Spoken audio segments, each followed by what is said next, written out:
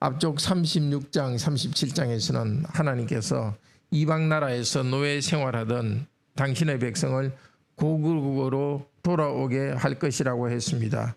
그 땅을 에덴 동산같이 만들어서 번성하게 할 것이라고 약속했습니다.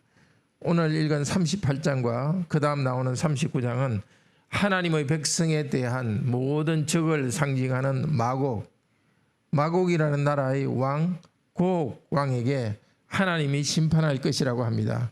하나님의 백성들을 공격하는 나라를 심판하는 것을 통해서 하나님의 그분의 거룩함과 위대하심을 나타내십니다.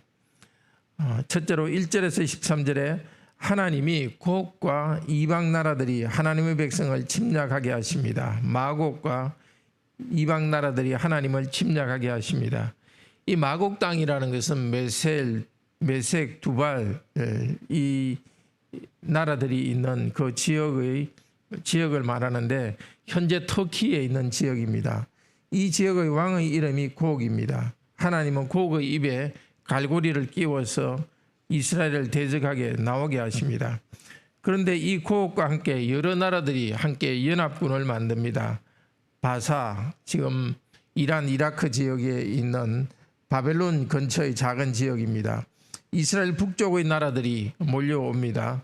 그리고 이스라엘 남쪽 이집트 지역 나라들이 함께 올 것입니다. 이 나라들의 총사령관으로서 고옥을 임명합니다.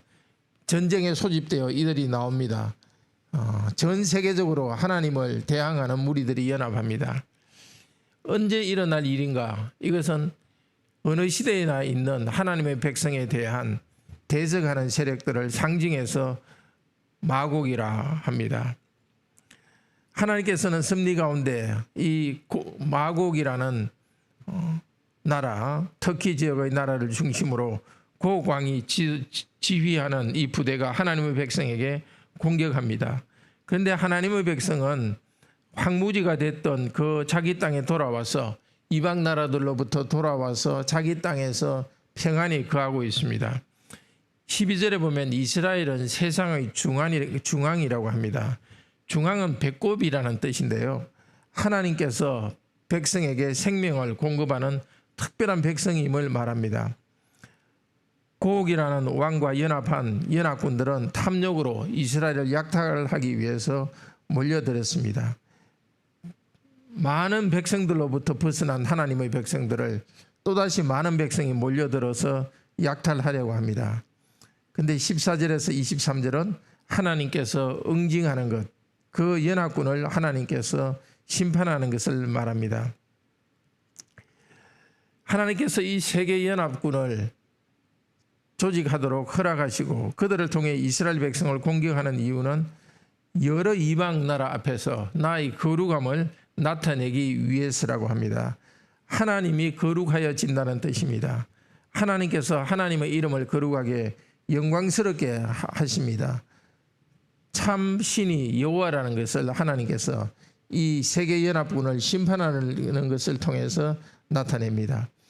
그런데 여호와께서는 다른 군대들을 불러가지고 이 연합군을 멸망시키는 것이 아니라 자기들끼리 싸워서 이 연합군이 멸망하게 합니다. 형제 자매 여러분, 메셀과 두발은 하나님의 백성에게 알려지지 않은 나라입니다. 또 고옥이라는 나라와 그 고옥 왕은 구체적인 나라라기보다도 하나님의 백성들을 공격하는 이 땅의 모든 세력을 상징적으로 말합니다. 여기에 일어날 일은 계속 일어날 일이고 먼 훗날 말세에 일어날 일입니다. 이스라엘 백성은 실제로 이스라엘 백성을 공격하던 바벨론으로부터 해방되어서 이스라엘 백성들은 자기 땅에 있었는데 그 땅에 다시 또 공격하는 자들이 있습니다. 그 나라가 바로 그리스, 로마 등이 이스라엘을 식민지로 만들었습니다. 우리 주 예수께서 그 고난받는 백성들 가운데로 오셨습니다. 백성들을 회복하시고 온 세계의 교회를 세우고 있습니다. 온 세계 교회도 이 핍박을 받고 있습니다. 마태복음 10장 22절에서는 내 이름 때문에 제자들과 교회는 모든 자에게 미움을 당할 것이라고 말합니다. 또 계시록 20장 7절에서 10절은 마귀가 땅의 사방 곧 고옥과 마곡을 미혹하고 모아 싸움을 붙이리니 그 수가 바다 모래 같으리라고 말합니다. 성도의 군대와 사랑하시는 하나님의 성을 포위합니다.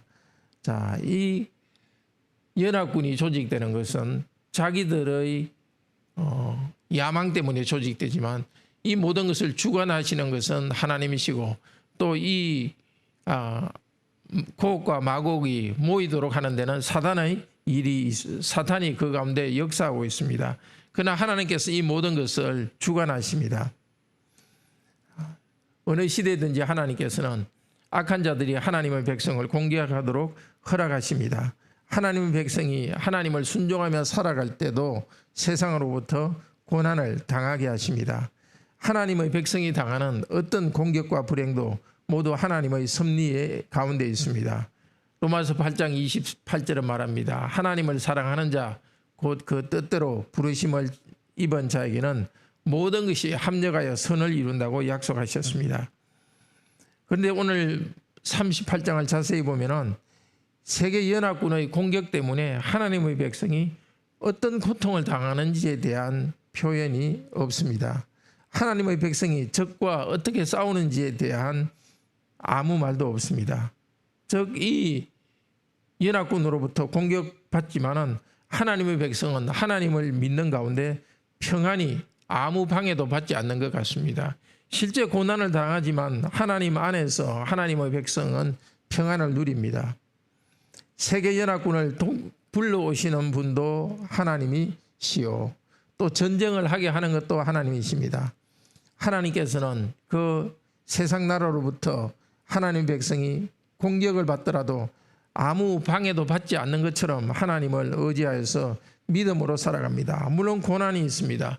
많은 고난이 있지만은 누가복음 21장 18절에서 말하듯이 너희 머리털 하나도 상하지 아니하리라고 약속하셨습니다. 우리에게 고난을 주신 하나님께서는 고난 가운데서도 하나님을 믿고 하나님의 보호하심을 받으면서 평안한 안식을 누리면서 살 것입니다. 바로 지금 우리에게 주시는 은혜입니다. 오늘도 하나님께서 우리에게 어떤 어려움을 주실지는 알 수 없습니다. 그러나 어려운 가운데서도 하나님이 함께 하셔서 하나님을 신뢰하게 하십니다. 우리가 감당할 수 없는 그런 고난들은 하나님께서 또 빨리 없애주시면서 우리들이 하나님의 백성으로 성장하게 하십니다. 오늘도 어떤 어려움보다도 우리를 보호하시는 삼위 하나님을 의지하고 기도하면서 하나님의 백성으로서 열매 맺는 하루 되기를 축복합니다. 기도합시다. 자비로우신 하나님, 하나님의 섭리 가운데서 하나님께서는 세상 여러 나라들이 하나님의 백성을 공격하게 하십니다. 그러나 그 공격 가운데서도 하나님의 백성은 하나님을 믿기 때문에 믿음 안에서 평안을 누립니다. 오늘도 약속하신 이 평안을 저에게 주시옵소서. 이 땅에서 어떤 어려움을 당할지 저희가 알 수 없지만 두려워하지 않습니다. 우리 하나님께서 우리의 왕이 되시고 우리가 감당할 수 없는 시험은 피하게 또 인도하시기 때문입니다. 거룩하신 하나님, 어려움을 보기보다도 삼위 하나님을 우리 영혼이 바라보고 믿음으로 나가는 오늘 하루가 되도록 도우소서. 경제적 어려움과 건강과 또 여러 관계의 어려움 가운데 있는 성도들에게 이 어려움 가운데서 하나님을 신뢰함으로써 오히려 단단한 하나님의 백성으로 변화되는 아름다운 기회로 삼아 주시옵소서. 오늘도 모든 일을 믿음으로 행할 수 있도록 믿음 안에서 굳세게 살아가게 하소서. 모든 일을 사랑으로 사람들을 만날 때마다 사랑을 실천하며 하나님의 백성으로서의 열매 맺는 삶이 되도록 인도하여 주시옵소서. 이번 주일에는 또 우리 하나님께서 오셔서 저희의 경배를 받아주시니 감사합니다. 저희들이 온 마음을 다하여 하나님을 경배하게 하시고 이 땅 살아가며 당한 여러 어려움에 대한 큰 위로를 받게 하여 주소서. 또 이번 주일 예배에서 시언이 유언이 유아세례 받도록 하시니 감사합니다. 삼위 하나님이 임재하셔서 당신의 백성으로 인치실 때 우리 모두에게 믿음의 확신을 허락하여 주시옵소서. 주 예수 그리스도의 이름으로 기도드립니다. 아멘. 은혜로운 기도 시간 되기를 축복합니다.